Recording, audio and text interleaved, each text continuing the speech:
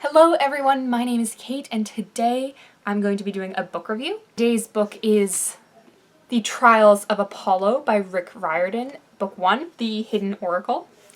Now this is a continuation of a continuation of a continuation of a series. So I'm going to say this now so I can get it out of the way. If you have not read the Heroes of Olympus series, you cannot read this. I mean, I guess you could, but it won't make sense, it won't be as funny, you won't really get the same experience. Similarly, if you have not read the Percy Jackson and the Olympians series, you cannot read the Heroes of Olympus series. First read Percy Jackson, then read the Heroes of Olympus, then read the Trials of Apollo. Now we can keep going. So, if you're not aware, this is Rick's newest book, still set in the same world as before, so Greek, Roman, Norse, Egyptian mythology, all that. Follows Apollo, the god Apollo, who has been punished by Zeus and turned into a mortal, a 16-year-old boy in New York City. About his journey to find safety and find friends and just figure out how the hell he's supposed to get his godly powers back. Told from his point of view, it's a first-person point of view book, and it is absolutely hilarious. I adored the humor in this book. Rick's humor really shines through when he writes in first person. Percy Jackson, like, it was hilarious. I loved Percy Jackson. Heroes of Olympus, it was still amazing, but I felt like it was missing that, like, Rickness to it with the humor that he inserts through the character's thoughts. In Trials of Apollo, it's back. This humor is back.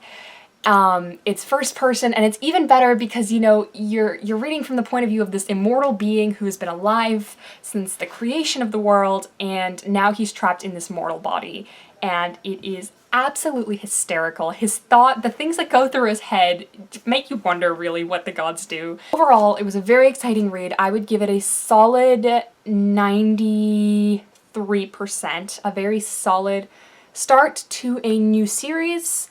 Hopefully one that's going to be filled with lots more adventures. So I'm really excited about this. If you haven't already, go check it out.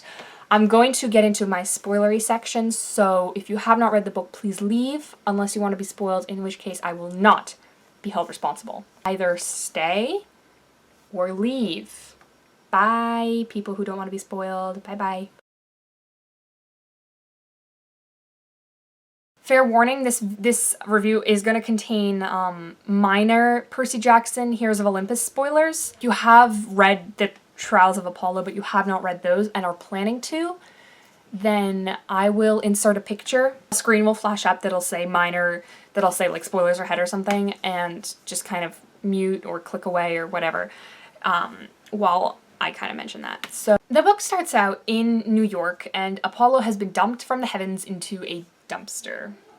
And immediately he's attacked by these two guys who they seem to be just like kind of ordinary muggers, you know. But, you know, right off the bat, he's like, oh crap, this is probably like some supernatural shit here to scare me. Almost like in the first or second chapter, we meet Meg. Guessed right away that she was a daughter of Demeter, simply because in the previous Greek/Roman mythology series, we've had all of the major Olympian gods either have demigod children that were main characters or themselves were like a huge impact on the story, right? Like with Zeus, we had Jason. With Poseidon, obviously we had Percy. With Hades, we have Nico, and Hades himself played a pretty big role.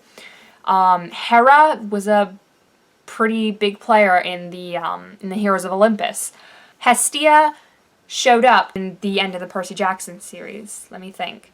Apollo, obviously, because he's the main character of this series. Artemis, we had her hunters, and then she herself was a big part in the third Percy Jackson book. Dionysus ran the camp. Let me think. Athena, obviously Annabeth. Hephaestus, we have Leo. Aphrodite, we had Piper.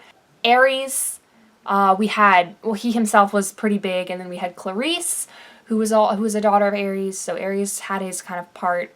And the only two gods that we really haven't seen yet are Demeter and Apollo. So Apollo, he appeared a little bit, right, in somewhere in the Percy Jackson series, but he's the main character of this. And then Demeter, we really haven't seen much of her at all. But I called right away that Meg was a daughter of Demeter because, you know, we kind of have a representative of each of the Olympians besides her. So Meg is going to act as that. The best part of this book, I think, was Percy's reaction when they come. As Apollo's all like, oh, I know this guy who lives on the Upper East Side. Yeah, I taught him everything he knows. He is totally in my debt. He's gonna help us and everything. And they show up and they knock on Percy's door, and Percy opens and he's like, why? Like, I feel like Percy is just so done with everything, and Percy needs his rest, and I'm glad he's getting it, because he has been through some shit and he deserves a break. So, the main kind of conflict in this book is that, as we find out, when Apollo was still a god, he was kind of very ignorant towards what was going on, and he allowed his old enemy, Python, to reclaim the Oracle of Delphi. I'd like to say I've read a lot of Greek mythology, and I remember obviously Python's story, and you know, the story just kind of generally goes that, oh yeah, there was this giant python guarding the Oracle of Delphi, Apollo just came, shot it, and it died. And Apollo became the god of prophecy. Apollo addresses in this book that it wasn't quite so simple, that it was like a really bloody battle, and that he had to use all of his skills to defeat Python, and that he almost died, and so now this Python is back, and apparently there's 4 other oracles besides Delphi, besides Rachel, who was our oracle, and 3 of those 4 have been taken over by the Triumvirate, and then there's one that nobody can really control because it's super ancient, and Rhea made it, and that's the Grove of Dodona, which is apparently in Camp Half-Blood. Sidetrack. Rhea was not what I imagined her to be at all. I imagined her to be like more of this like motherly kind of like figure that will always kind of take care of you, and Apollo's kind of feeling down, so she'd comfort him. But no, she's like this totally like, she's so hippie, and the weird language that she uses, I could not stop laughing, that this is like the mother of the gods, and she's like some hippie girl from the 70s. It's so funny to me. So this entire journey is just kind of to find the grove and then to protect it from the Triumvirate, which we discover is this huge corporation. And I found the Triumvirate a really interesting kind of concept, because they're described as having been around for, you know, centuries upon centuries, and Nero and the other 2 emperors have been building this empire up for millennia, and they watched the war with Kronos, and they watched the war with Gaia, but they didn't act. And what I found interesting was the whole deal with them kind of like funding Luke and the giants. And there was something that said, now we know, Rachel said, that cruise ship, the Princess Andromeda, was property of Triumvirate Holdings. So Triumvirate Holdings kind of funded this ship, and they funded a bunch of what Luke did, and then they funded a bunch of what the Giants did. So they've kind of been acting from behind the scenes, and now they've kind of like, they're starting to make their move. They've captured 4 of the 5 oracles, and they want that last one, and it's Apollo's job to try and save it. At that final kind of confrontation between Apollo, Meg, and Nero, we find out that Nero is Meg's stepfather, because the beast, which is just only his like cruelty and his anger, killed her father. And Apollo tries to convince her that like the beast and Nero are the same person. She's just been trained to think of them as 2 different people. And that like, and I was really thinking that like Meg was really considering, like she was listening to Apollo, and I really thought she would like kind of see reason and see what this guy was about to do, because he's been stealing demigods and legit like tying them up in some kind of flammable substance, and then he's planning to set them on fire. But then she just doesn't. She's like, he's a good man, blah, blah, blah, blah. And I guess I can understand that. I mean, he's her father figure. But that last kind of part where Nero tells Meg to open the gates to the grove, and she's like, I'll need your help, Apollo. And Apollo, he says, not by choice. And then she's like, fine, then I command you to, because, you know, and they have that whole bond, master-servant bond thing in place. They open the grove, and the trees tell Meg that, you know, that Nero plans to burn them and destroy the grove, and So she kind of starts to question what he's doing, but then he dissolves into Greek fire and he just kind of leaves. And then they're facing the whole problem with the fire and the dryads sacrificing themselves, and Apollo kind of starting to realize that to feel ashamed of all that he's done over the centuries, that he's sent heroes to their deaths and never even thought of them twice when they were so heroic and so courageous in his name. And, you know, it's great to see this kind of character development in him, that perhaps by the end of this series, he will, you know, fully appreciate what it is to be human and to be ordered around and abused basically by the gods. So they settle the thing with Nero. He leaves, but then Meg, she like hangs some kind of like wind chimes to like tame the grove or whatever, and they get their prophecy, which is in the form of a limerick.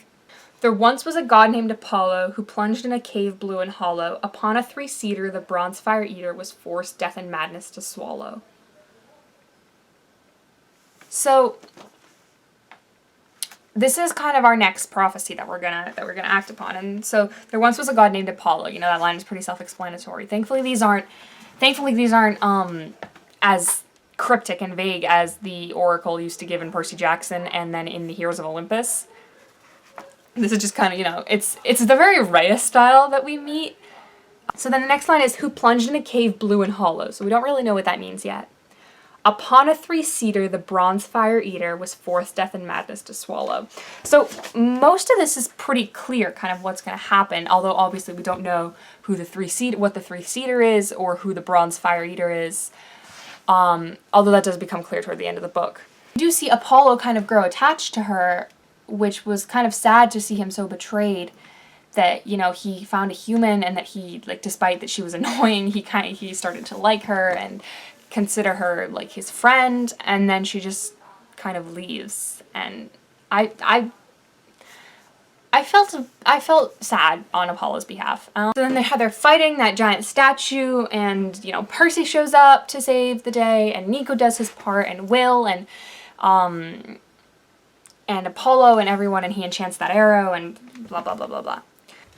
So the prophecy. My prediction is that this is the prophecy for kind of the next book. And in the next book, when they find that next oracle, it'll give them a new prophecy for the next book and so on. And it'll be kind of one oracle per book, because this is going to be a 5-book series, and then there's 5 oracles. And then the very last book will be the Oracle of Delphi, the biggest, most important one, I guess. So I'm very excited to see where this is going to go in the future. I want to see Apollo develop more and kind of start to appreciate a little more the differences between gods and humans, and, you know, perhaps start to see his faults as a god and, like, try to improve them. I hope they find Meg, and I hope Meg also goes through some kind of character arc.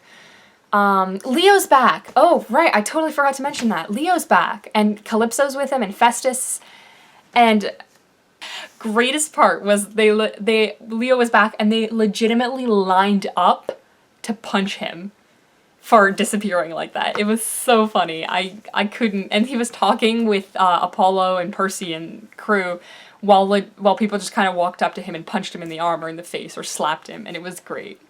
Yeah, so I'm excited to see what's going to happen in the future, and tell me your thoughts, your feelings, comments, concerns, blah, blah, blah, blah, blah, down in the comments below. I will make sure to read them because your opinions matter to me a lot. And thank you so much for watching. If you like this video, please give it a thumbs up. And if you haven't already, then click that subscribe button. If you want to see more videos like this, or challenges, tags, you know, the like all bookish, movie-ish stuff. I will see you all later. Salut!